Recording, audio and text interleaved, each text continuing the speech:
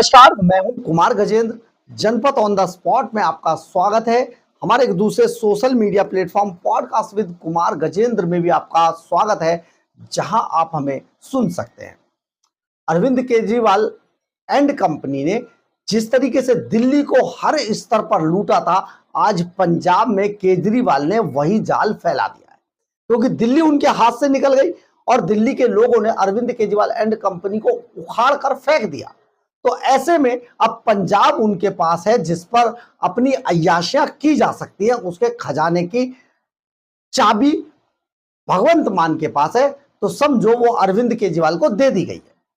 तो आप सोचिए, इसी कड़ी में एक बड़ा बदलाव पंजाब के अंदर किया है अरविंद केजरीवाल ने। यानी कि अरविंद केजरीवाल एक तरफ जहां शिक्षा क्रांति की बात कर रहे हैं और पूरे जो पंजाब के हजारों स्कूल हैं उनमें केवल शिक्षा क्रांति के नाम पर पत्थर लगाकर शिलान्यास करने की जो मुहिम चला रखी है, जिस पर अरविंद केजरीवाल एंड कंपनी ने यानी भगवंत मान ने 20 करोड़ रुपया खर्च करना है सिर्फ पत्थर लगाने पर। शिलान्यास के काम कुछ नहीं, पढ़ाई कुछ नहीं, बच्चों का भविष्य खराब, लेकिन शिलान्यास अरविंद केजरीवाल एक एक स्कूल में 4-4 पत्थर लगाकर शिलान्यास किया जा रहा है और कमरों से लेकर टॉयलेट, लैट्रिन, बाथरूम तक में का शिलान्यास अरविंद केजरीवाल एंड कंपनी कर रहे हैं और उसको बता रहे हैं ये शिक्षा क्रांति है।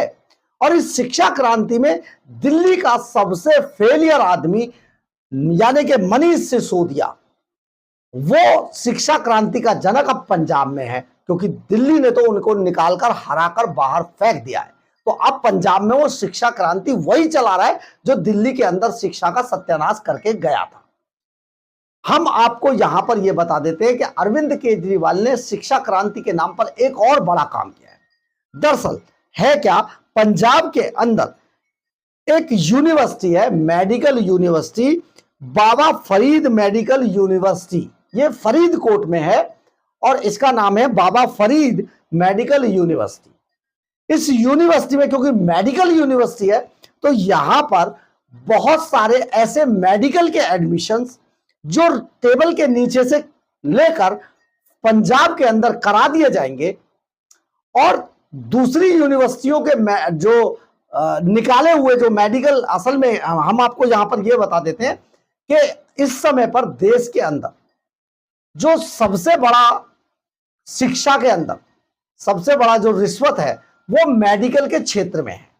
यानी कि मेडिकल में एडमिशन लेने के लिए छात्रों के जो पेरेंट्स हैं, अभिभावक हैं, वो करोड़ों करोड़ों रुपए खर्च करते हैं। यह बात अरविंद केजरीवाल को बहुत अच्छे से पता है, क्योंकि लवली यूनिवर्सिटी के जो मालिक हैं वो मित्तल साहब अरविंद केजरीवाल के ही सांसद हैं, उनके घर में ही रह रहे हैं। तो आप यहां पर यह समझिए, अशोक मित्तल जी, तो आप यहां पर यह समझिए अरविंद केजरीवाल को एक बार मेडिकल यूनिवर्सिटी में कमाई का बहुत बड़ा भंडार नजर आ रहा है, खजाना नजर आ रहा है। इसी को आगे बढ़ाते हुए अरविंद केजरीवाल ने बाबा फरीद मेडिकल यूनिवर्सिटी के वाइस चांसलर को बदल दिया। और जानते हैं किसको लगाया?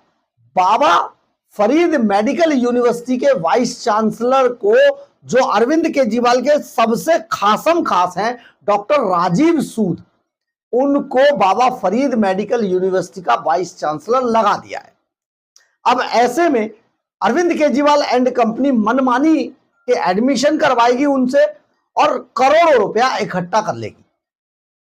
आपको यहां पर फिर उस बात को याद करना चाहिए, अरविंद केजरीवाल बार बार मंचों से भाषण देते हुए अपने इंटरव्यूज में बताते हैं, मैं बनिए का बेटा हूं, मुझे पता है पैसा कैसे और कहां से कमाना है।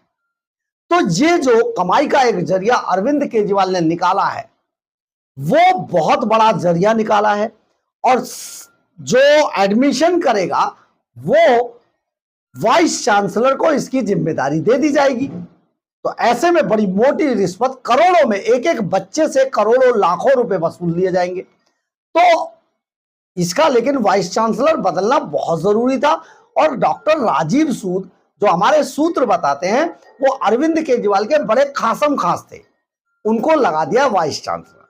अब आपको हम यहां पर और थोड़ा आगे बढ़कर बताते हैं इस पूरी शिक्षा क्रांति में डॉक्टर राजीव सूद बहुत आराम से अपना काम कर सके, यानी कि वाइस चांसलर साहब जो केजरीवाल एंड कंपनी की पर्ची आए उस पर आराम से उस एडमिशन को करें और इसकी बात का खुलासा ना हो, इसके लिए एक बड़े ऐसे व्यक्ति का बाबा फरीद यूनिवर्सिटी मेडिकल यूनिवर्सिटी में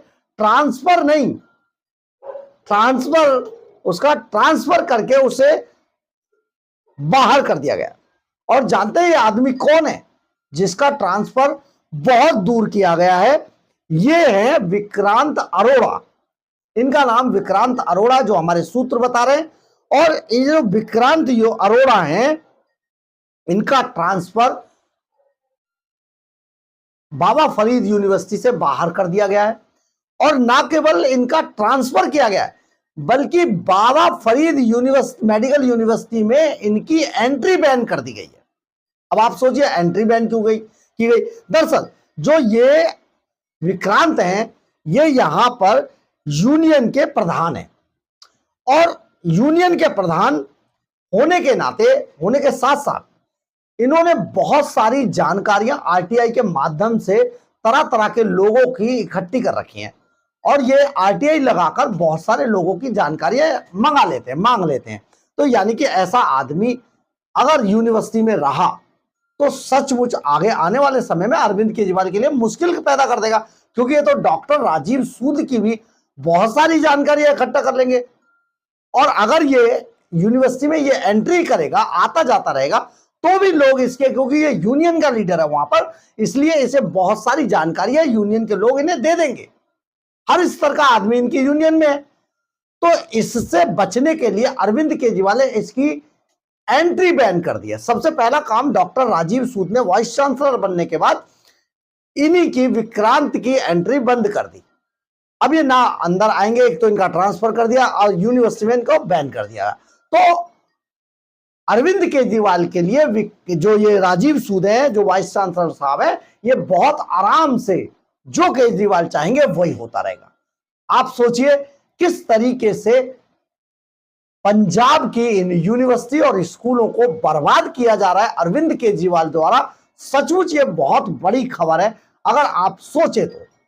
लेकिन आप इस सब के बारे में जरूर लिखिएगा, क्योंकि ये बहुत जरूरी है ऐसी खबरें आप तक पहुंचना। क्योंकि अरविंद केजरीवाल जो आरटीआई से निकले हुए व्यक्ति थे, उन्होंने दिल्ली में सरकार बनाने के बाद भी किसी आरटीआई का जवाब नहीं दिया कभी। तो आप सोचिए किस तरीके से पंजाब के अंदर लूट मचाने की साजिश की जा रही है। और अरविंद केजरीवाल एंड कंपनी शिक्षा क्रांति की आड़ में पंजाब सरकार में करोड़ों का माल बनाने के लिए अब पहुंच गई है, घुस चुकी है। और पंजाब के अंदर यह सब शुरू हो गया है, ट्रांसफर, पोस्टिंग और फिर एंट्री बैन। तो सोचिए जरा किस तरीके की पूरी अरविंद केजरीवाल की प्लानिंग है और पैसा कितना इकट्ठा किया जाएगा। बहरहाल अगर आपको हमारी ये खबर अच्छी लगे तो आप इसे लाइक, सब्सक्राइब और शेयर जरूर करें। कमेंट्स बॉक्स में अपनी राय जरूर लिखें, इससे हमें बहुत ऊर्जा मिलती है। जय हिंद, जय भारत।